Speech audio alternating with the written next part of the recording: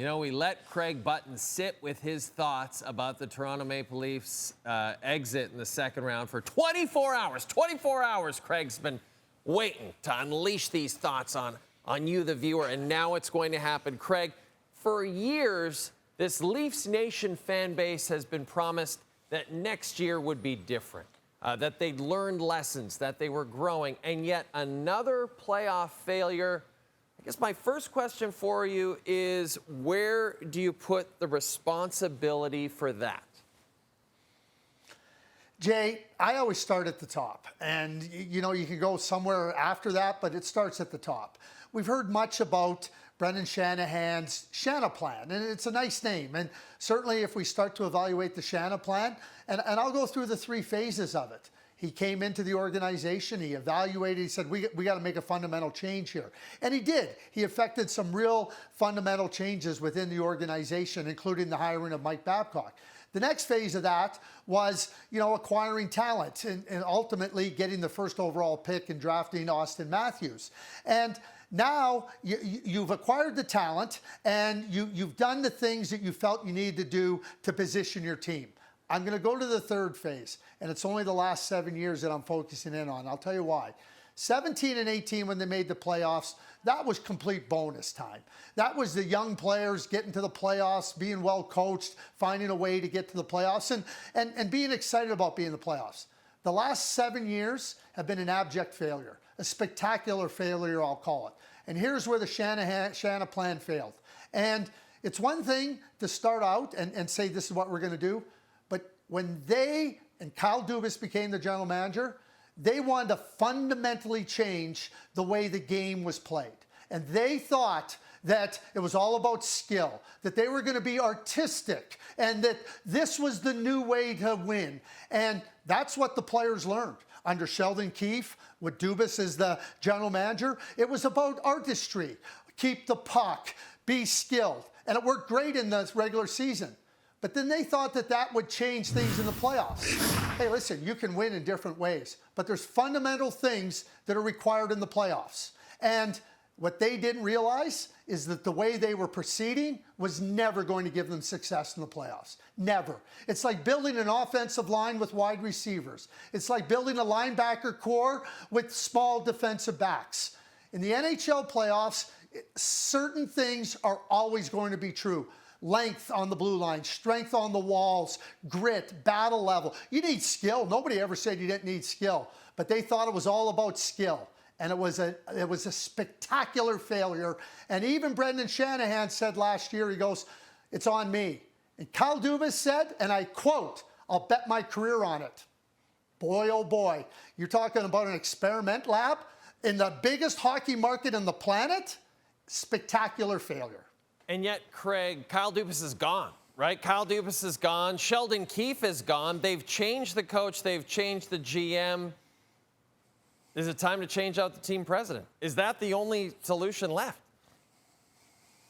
Well, okay, so we can talk about it. I'm not in the position and I'm not of the mind to start talking about who should be changed or not. I can tell you this. The Shana Plan, which Brendan was fully behind, and he hired Kyle Dubas to go and execute it, so he believed in Kyle Dubas' plan. Yeah, it's a failure. So now that's up to somebody else to decide if he should be here or not. All I know is when we look at where the Leafs find themselves, and you ask me where the responsibility lay, yeah, it lays right at the top, the president. That's where I lay it. I never go anywhere else. I don't go down the chain. It's him. The Shana Plan's failed. And so Brad Treliving came in. He's fundamentally changed the blue line to give them a chance to have success in the playoffs. But keep this in mind. There was a culture established here, Jay, with the players, really gifted offensive players, great regular seasons, and nobody will debate that. But when you instill a mindset that this is the way we're going to play, and you want to have an experiment lab, because that's what it was, that they were going to fundamentally change the way you could win in the NHL, that's a failure. And that's where it lay right now. It's left to other people to decide if Brendan Shanahan comes back. But you ask me where the responsibility begins, it begins with Brendan Shanahan. Craig, I want to talk to you about sort of a trend that's happened since the Leafs loss, and it seems to be opponents talking about how tough it is to play in the city of Toronto. Brad Marchand after the game. When you see the pressure Toronto faces, they just beat the pressure into this team. Matthew Tkachuk said on Monday, if their team was not in Toronto dealing with all the crazy circus stuff outside of it, they'd be an unbelievable team. And yet, Craig, Mitch Marner made a point to the entire Toronto media that they don't listen to anything we say, that they don't listen to any of us. They don't pay attention to us. So what is it, Craig? Like, what do you make of these comments from not only other star players, but even from Paul Maurice after that Game 7 win on Sunday? I think they're trolling. That's what I think, Jay. Listen, you know what the pressure is? Here's what pressure is, Jay. It's about going out and digging in and finding a way versus resistance. And when a team is pushing you hard, to find a way to get on the right side of it. That's pressure. If you're telling me that the Toronto Maple Leafs team and their players are succumbing to the pressure because of the media, like, it's laughable. It's laughable. Get rid of them all that say it. I think Paul Maurice and Matthew Tkachuk, what do you want them to come and say? They're not a very good team. We don't respect them. Yeah, Brad Marchand, they're trolling. That's what I think they're doing. That pressure. Give me a break. Pressure. If they can't handle the pressure of playing in a big market where you're adored and everybody loves you, oh boy. Like, try to convince me that that's holding you back. Because there's nobody, not Paul Maurice, not Matthew Tkachuk, not Brad Marchand, that's going to convince me of that. And if that is the case, and they want to hang on to that, then they have bigger problems than we even think today. I agree with you, Craig. If you were in the shoes of Brad Treliving, who are you saying so long to, Craig, this offseason? Who are you saying goodbye to? Let me set this up for you, Jay, and I think it's important to set it up. In the 21-22 season, the Florida Panthers won the President's Trophy. They won the first round of the playoffs, and they lost the second round in 4 straight to the Tampa Bay Lightning, scored a total of 3 goals. And Bill Zito said, I'm not doing this anymore. He made fundamental changes. And he didn't look and say, what are we going to do if we don't have these guys? He said, I've had these guys. I've seen what we can't do with these guys. So I'm going to look at doing things differently and adding different players. Since that time, he made some really significant moves, significant moves with players that have been established Florida Panthers players for a number of years. And since that point in time, at this time, right today, they've won 9 playoff rounds. And Bill Zito said, not doing this anymore, and I'm making changes.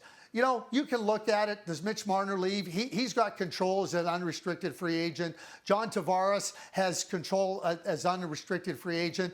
If I'm Brad Treliving, I'm not leaving anything off the table. Everything is on the table. Everything, Jay. Everything. Yeah. And I'm looking at how I make my team better, and I'm not worried about maybe not having a guy unless the Toronto Maple Leafs and their ownership comes out and says, we're happy being a good regular season team, and we'll take our chances in the playoffs. That's the only way that I'm not looking to make significant changes and not leaving anything off the table. That's where I'm at if I'm Brad Treliving. Can I ask you just one more question, Craig, about something that Treliving said last offseason? He said we need a little bit more snot. A little bit more snot in the lineup. I didn't see that snot in that second-round series against Florida, Craig. I saw a lot of snot from Florida. I didn't see a lot of snot from Toronto. Do you need just to get a little more snot in the lineup? Okay, I think that, Jay, when we talk about snot, whatever you want to use, you know, Brian Burke used different terms and everything. The playoffs are hard. We know that the NHL playoffs are unlike the NHL regular season, and it requires like a different level of toughness and commitment to finding a way when the opponent is resisting you and challenging you in every significant way. So snot, what you need is players that are going to stand up to it. I mean, when Austin Matthews, the captain of this team, comes out and says, you know, we had a lot of passengers. Doesn't that tell you everything you need to know? Yeah. I think it's captain speak, but it speaks to we didn't have the players that could do it. Because when you have passengers playing in a Game 7, that performed like they did, like in that type of an environment and that type of situation, Austin Matthews is talking about the team. That's what he's talking about. So whether we want to call it snot or whatever term you want to use to describe it, the bottom line is, and that's why I go back to the phases of the Shanahans plan. Right. Kyle Dubas thought that they could win differently in a fundamentally different way. Never going to happen.